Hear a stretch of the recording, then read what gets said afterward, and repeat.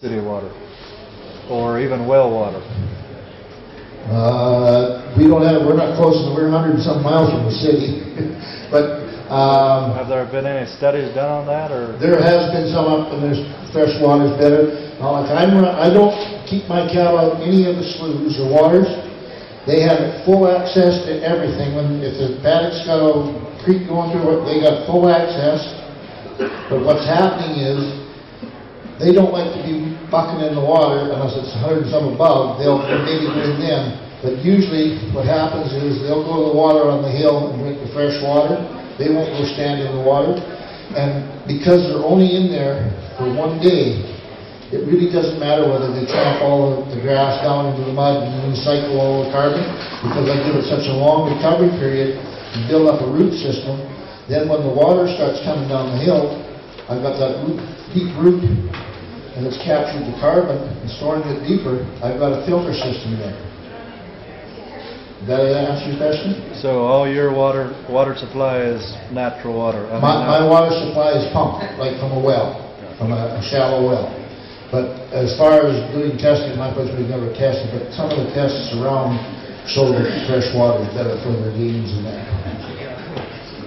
Okay. Yeah, okay. Water is the most important. Oh, sorry. Okay.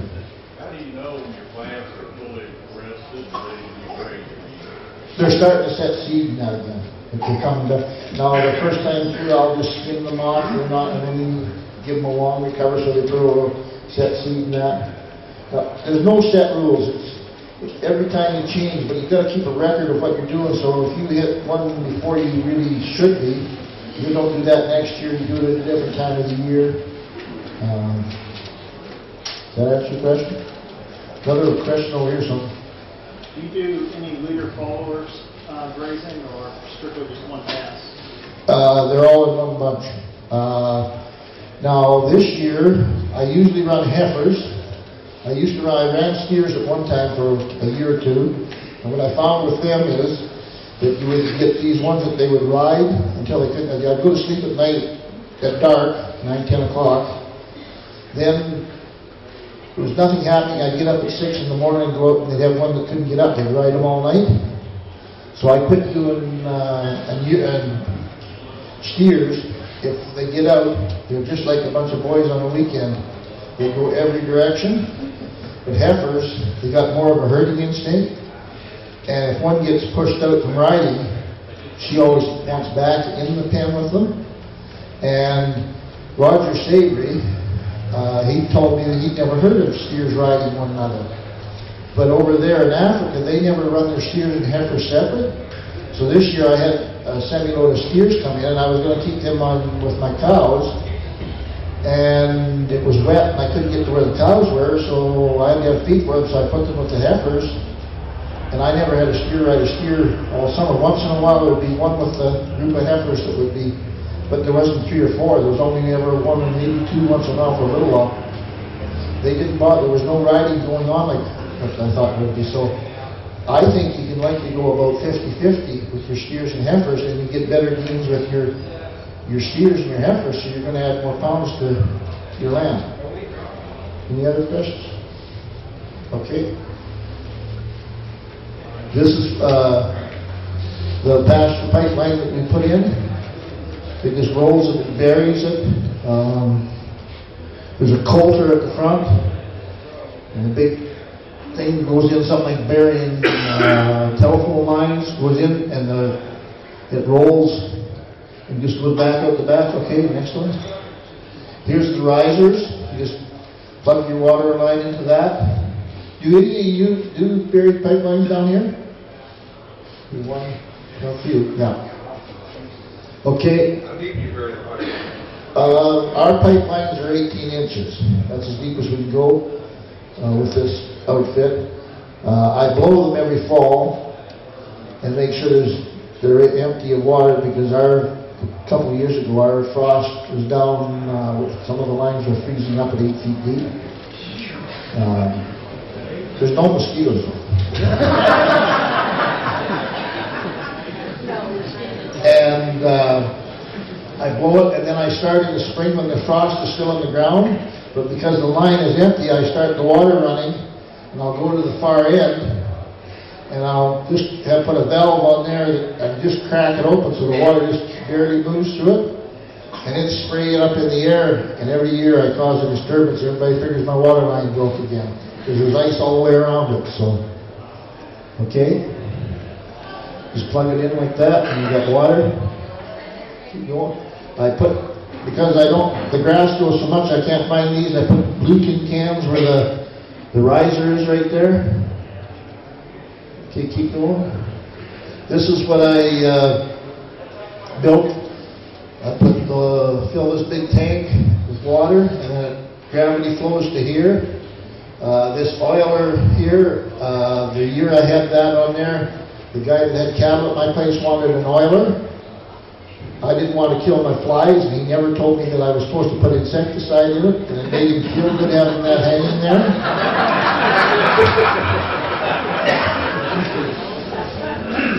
What did you put in it? I didn't put anything in it. He didn't. I follow orders. Okay, next one. This is a sponge rubber hockey puck.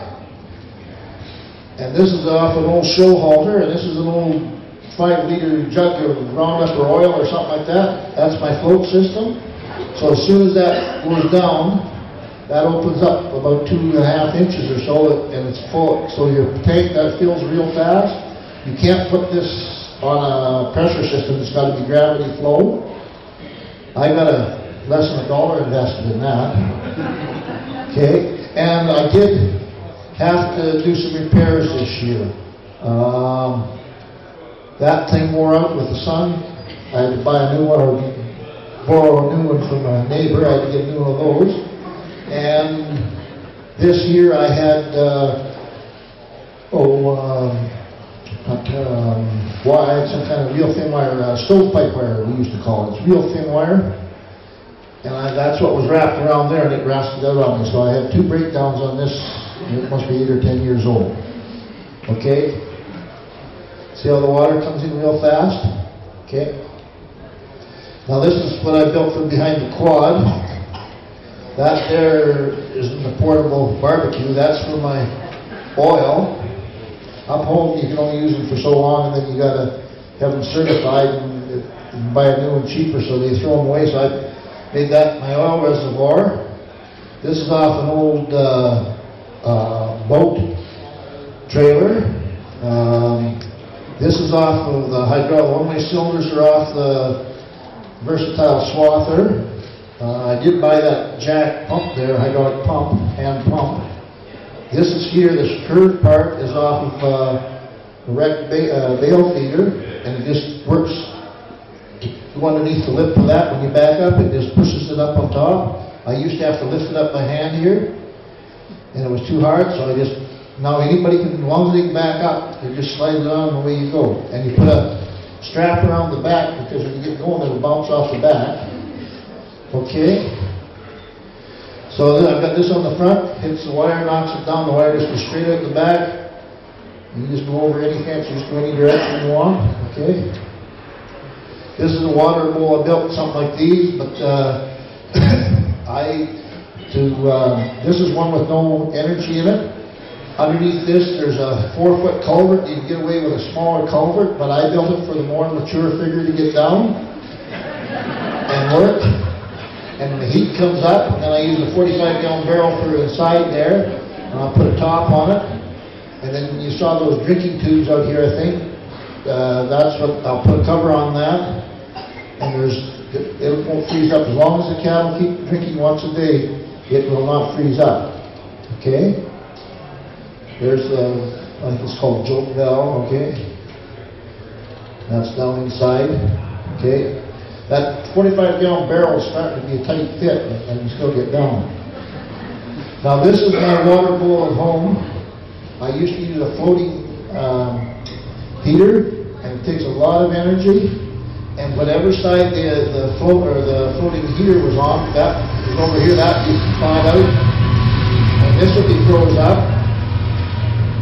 And and I have a blanket over it and that. So last winter, because this one only has doesn't have a big culvert on it, it comes up the old way, it used to come into a Hendricks water bowl.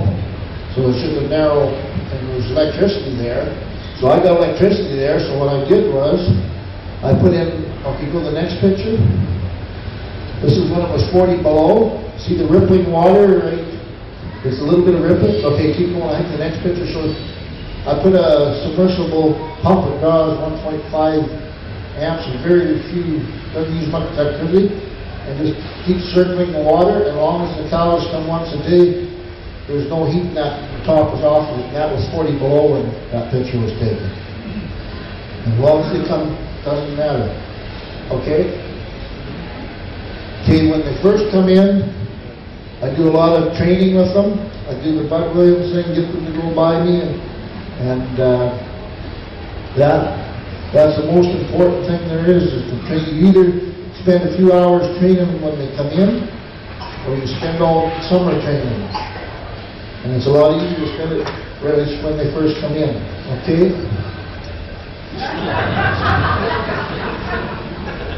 Okay, next one. Okay, this is where they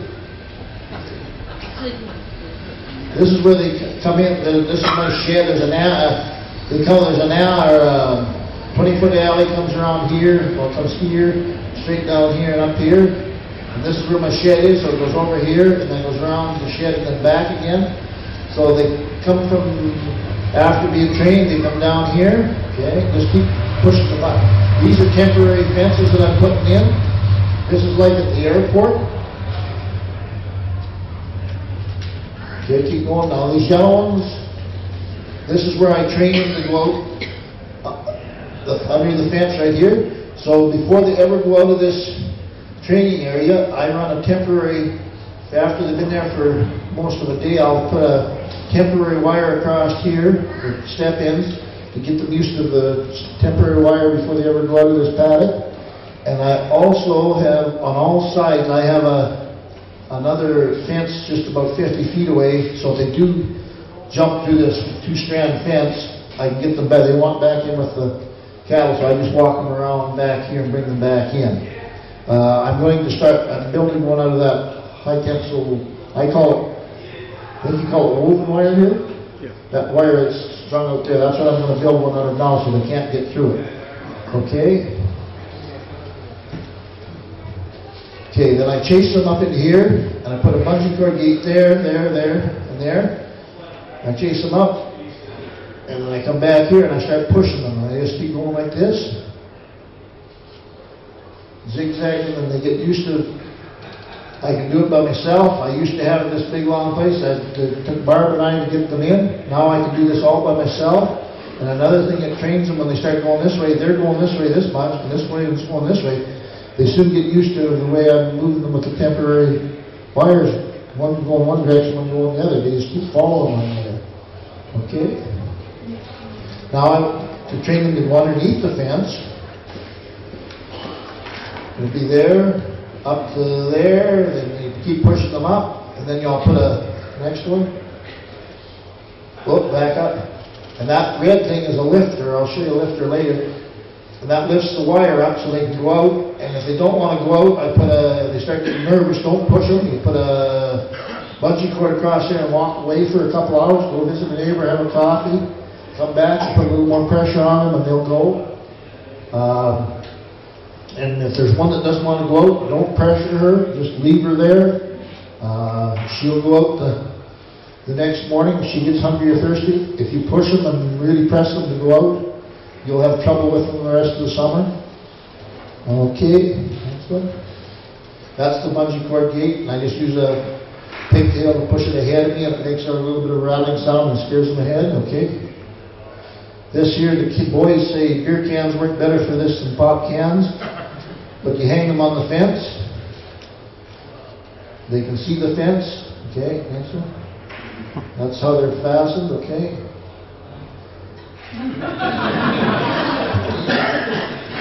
Okay. And here's another important thing. the farm is these alleys I'm putting in. I would not be doing it without an alley anymore. When I first started, I wouldn't have an alley because I had them 50 feet wide, and it was just a zoo to try to chase them down. Now, it doesn't matter whether they're only 28 feet wide.